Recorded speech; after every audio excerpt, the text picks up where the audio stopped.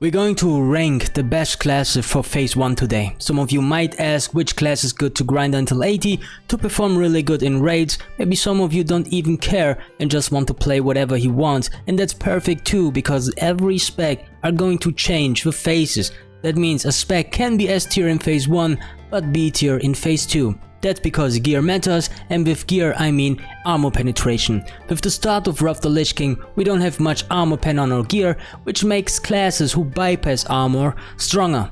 Let's start with the DK. Wrath of the Lich King adds Frost Death Knights to the mix, and they make an immediate impact on the DPS table. In the same way as the Assa Rogue, the Frost DK shines because his magic damage bypass armor. Unlike other melee DPS where other melee DPS get held back by phase 1 lack of armor penetration, a Frost DK excels.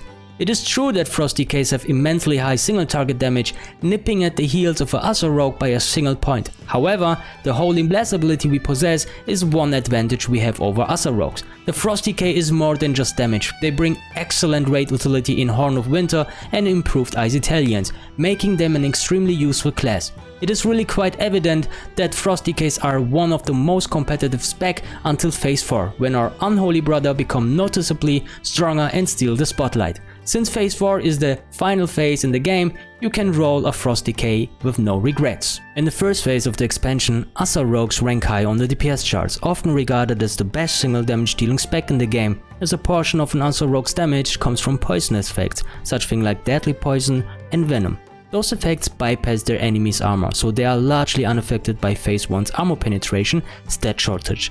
Assa Rogues don't have the utility of most specs, but with raw damage they compensate, especially in single target fights where they will typically top the meters. While Fan of Knives makes our AoE top tier as well, Death Knight will usually win battles with more targets than 2, giving us a slight disadvantage in the cleave department. There is, however, one major downside to the Assa spec, and that is seen as a temporary spec. We never really become non-useful, but combat rogues begin outscaling us in phase 2, and that gap only widens from there. In other words, the amazing daggers you collected in phase 1 won't be as valuable in the future, so look for some cool combat gear instead. Often Unholy Death Knights are forgotten about when discussing phase 1 DPS because Frost Death Knights are a little flashier. However, from most metro perspectives, Unholy DKs are in the S tier. We don't care about phase 1 gear's lack of armor pen because we deal mostly magic damage which bypass armor. In addition to the great damage we do to a single target, Unholy DKs deliver some formidable AoE and cleave damage. While our diseases tend to take longer to deal damage than Frost DK's Holding Blast damage, we are usually slightly weaker than Frost in AoE situations. The utility of Ebon Plaguebringer is also slightly weaker than Frost. We will bring Horn of Winter just as Frost, but will lack improved Ziathiel, instead offering Ebon Plaguebringer, which isn't a great trade since balanced druids apply the same debuff. The Unholy melee DPS class remains competitive throughout the entirety of expansion, outperforming Frost during the Icecrown Citadel raid. Warlock have seen a dramatic change in playstyle in Wrath of the Lich King. We went from spamming Shadow Bolts for damage to a fully fledged damage over time spec. In phase 1 we become an S tier class. Drainsoul's new Execute-like feature combined with Affliction's high damage over time yields excellent single target damage. With our multi-dotting ability we excel in cleave and AoE fights, where you will frequently be near the top of the DPS meter. Affliction Warlocks have seen major nerfs in utility in Wrath of the Lich King. Our Curse of the Elements and improved Shadow Bolts are no longer unique abilities. As a result, our unique utility has been reduced to generating Health Stone, generating Soul Stone and summoning. This is by no means a bad thing, but it also means that we aren't the utility powerhouses we once were in Wrath of the Lich King back in the days, meaning our execute phase will be shorter. During phase 1 we may fall a little behind other S tier DPS specs, possibly being downgraded to an A spec. However, Affliction should remain a very solid DPS spec regardless. In early Wrath, Arcane Mages are still very much a powerhouse. Despite barely holding onto the S tier spot, there is no doubt about how capable they are. There is a reason why Arcane Mages have always excelled at single target damage.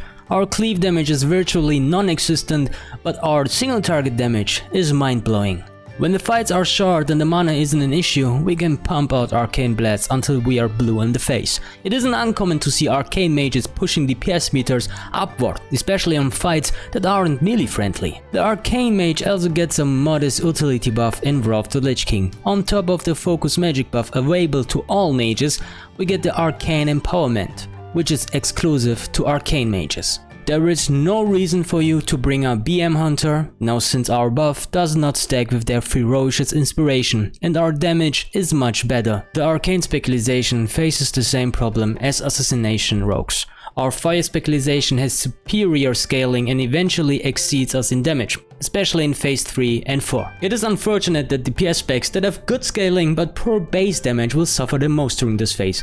Fire mages and Fury warriors, for example, will have to wait a considerable amount of time for their turn, as they lack the stats armor penetration and crit, for example. Those are my top 5 S tier classes for phase 1. If you want to know what bonuses you get throughout your professions, maybe click on this video. Now consider liking to this video as well, and if you aren't subscribed yet, make sure to sub to my channel, because more content will come soon. See you guys.